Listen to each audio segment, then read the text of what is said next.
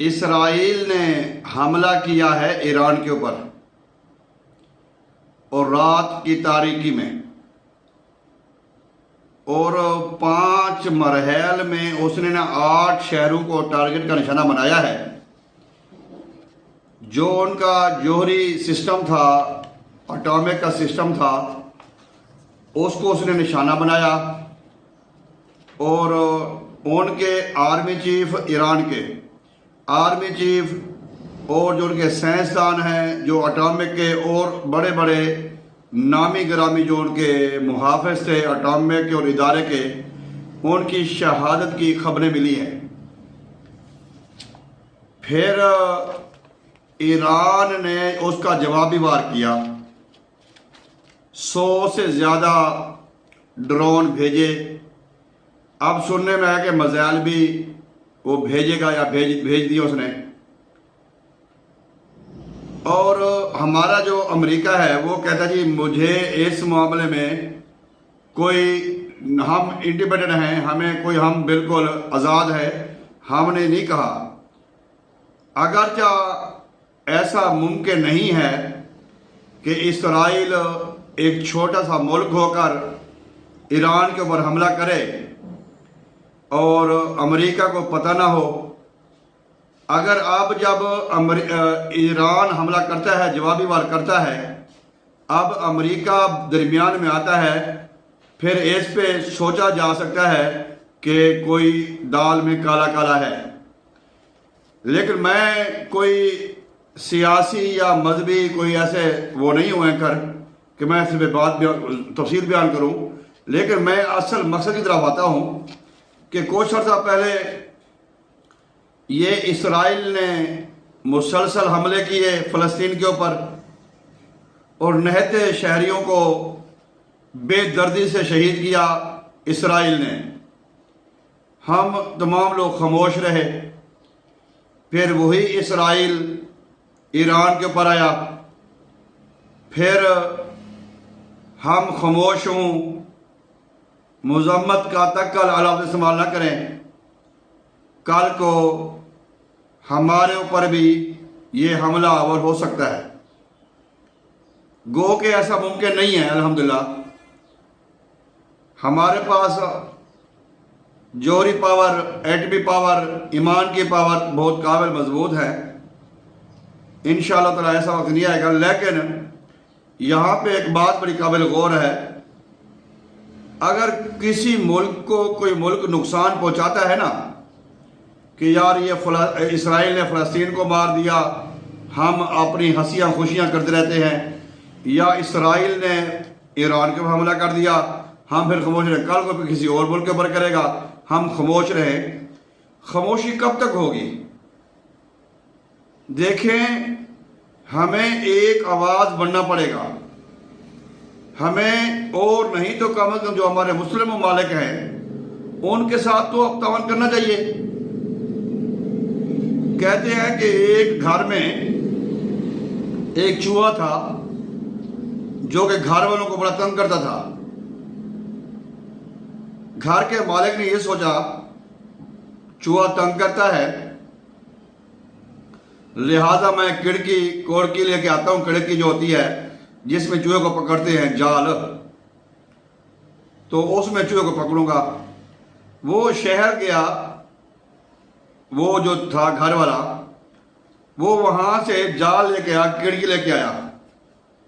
जब खिड़की घर में आई ना तो चूहे ने देखा कि खिड़की घर में आ गई है, इसमें तो मैं फंसूंगा। तो वो चूहा जाता है घर में कबूतर के पास, कहता है यार कबूतर, जिस घर में हम रहते हैं उस घर के मालिक ने खिड़की लेके आया है। अब ये तो हाथ छोटे बड़े को, अक्लमंद को, दानिशमंद को, बेवकूफ को पता होता है कि खिड़की में कौन फंस सकता है, चूहा ही फंसेगा। तो वो कबूतर आके से हंस पड़ता है कि भाई ये खिड़की में तो तुम फंसोगे, हम क्यों फंसे? चूहे ने कहा कबूतर साहब, बुरे वक्त का पता नहीं है, हो सकता है कि ये वक्त आपके ऊपर बुरा आ जाए। खैर कबूतर ने उसकी एक ना मानी, हंस पड़ा। फिर चूहा गया मुर्गी के पास, जो उस घर में मुर्गी थी।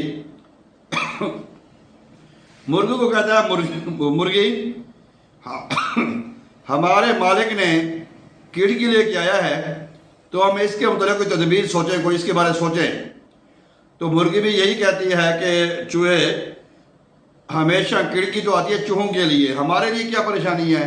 उसने कहा यह ज़रूरी नहीं है, मुश्किल वक्त किसी पे भी आ सकता है, जरिया खिड़की बन सकती है। फिर वो बकरी के पास जाता है, गाय के पास जाता है, किसी ने उसकी बात ना सुनी। खैर वो उसने समझाता रहा, कबूतर, मुर्गी, बकरी, गाय ने उसकी बात ना मानी।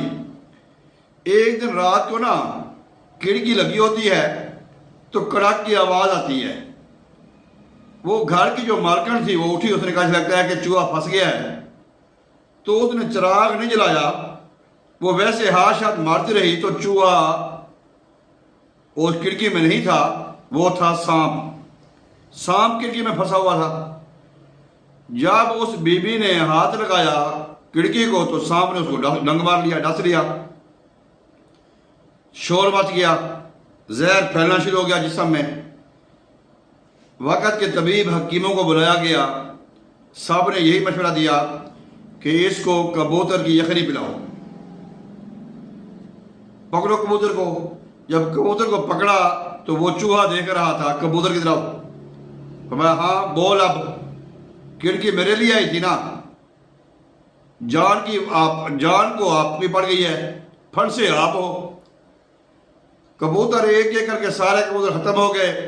फिर हकीमों ने कह दिया अच्छा ऐसा करो, मुर्गी की यखनी पिलाओ। फिर मुर्गियां ऐसे ऐसे सारी गई, फिर मुर्गियां खत्म हो गई, बकरी की यखनी पिलाओ, बकरी खत्म हो गई। वो बीबी फोत हो जाती है। अब उनका मेहमान है तो उनका मेहमानों को क्या खिलाएं? उनका ये जो गाय खड़ी है इसको ज़िबा करो। तो चूहे ने सबकी मौत देखी, चूहे ने सबकी मौत देखी, जो मौत बनकर आई थी चूहे के लिए खिड़की। भाई क्या ईरान ने कभी सोचा होगा या सोचा था कि ये रात की खिड़की में हमला करेगा जब हम सोए होंगे? अभी हम मुसलमान फलस्तीन के दुख नहीं भूले, फलस्तीन के जख्म अभी बाकी हैं, वो नुकसान पूरे नहीं हुए, जो जानों के नुकसान वो कभी पूरे नहीं हो सकते। फिर ये हमला हो गया मुसलमानों के ऊपर। अगर आज हमने होश के नाखन ना लिए, आज हमारे हुक्मरान, हमारे अकाबरीन पाकिस्तान और अकाबरीन मुस्लिम ममालिक अगर वो यकजा नहीं होते, एक नहीं होते, तो ये वक़्त एक एक करके सबके ऊपर आ सकता है। हम किसी खुशफहमी में ना रहे। दुश्मन मरे तो खुशी ना करिए, सजना भी मर जाना। इस हवाले से मैं आप दोस्तों को भी अर्ज करूंगा कि हमें मुसलमान के बारे में अच्छा सोच रखनी चाहिए, उसके लिए जान माल वक़्त कुर्बान करना चाहिए। और मुस्लिम ममालिक और मुस्लिम हुक्मरानों को भी चाहिए कि वो भी यकजा होकर इसका मुकाबला करें। हमें अंदाज़ा है इस बात का कि इसराइल के साथ कौन है। ऐसे एक छोटा सा मुल्क अपने सर पे ये बहादुरी नहीं दिखा सकता, ऐसा हो ही नहीं सकता। ये कोई पावर पीछे है, लेकिन हमारी जो पावर है वो अल्लाह ताला की ज़ात है। अल्लाह ताला मुसलमानों को आबाद और शाद रखे। जज्बा जहाद, आज हमें किताबों में से भी जज्बा जहाद नहीं मिलता। जहाद फ़र्ज था, जहाद इस्लाम का अहम तरीन रुकन था, लेकिन जहाद का नाम निशान खत्म हो गया। हमारी मसाजिद में भी जहाद की बातें नहीं सुनी, कभी किताबों में उलमा किराम के नहीं सुनी। अब जितने भी हमारे मजहबी जमातें हैं और इदारे हैं और मुल्की इदारे हैं, तमाम को चाहिए कि हम मुस्लिम ममालिक जहाँ कहीं भी परेशान हो तो हम उनके लिए आवाज़ उठाएं, उनके साथ साना बशाना खड़े हों, अगर नहीं तो फिर कल को ये वक्त हमारे ऊपर भी आ सकता है। अल्लाह ताला हमारे ईरान के मुसलमानों की हिफाजत फरमाए। हम भरपूर अल्फाज में मज़म्मत करते हैं, शदीद मज़म्मत करते हैं, और अल्लाह ताला से दुआ को भी है कि अल्लाह ताला उसको पावर अता फरमाए, हिम्मत जोश जज्बा अता फरमाए, और उसको हर किस्म के नुकसान से महफूज फरमाए, और जो इस्लाम के दुश्मन हैं उनको अल्लाह ताला नेस्त नबूद फरमाए।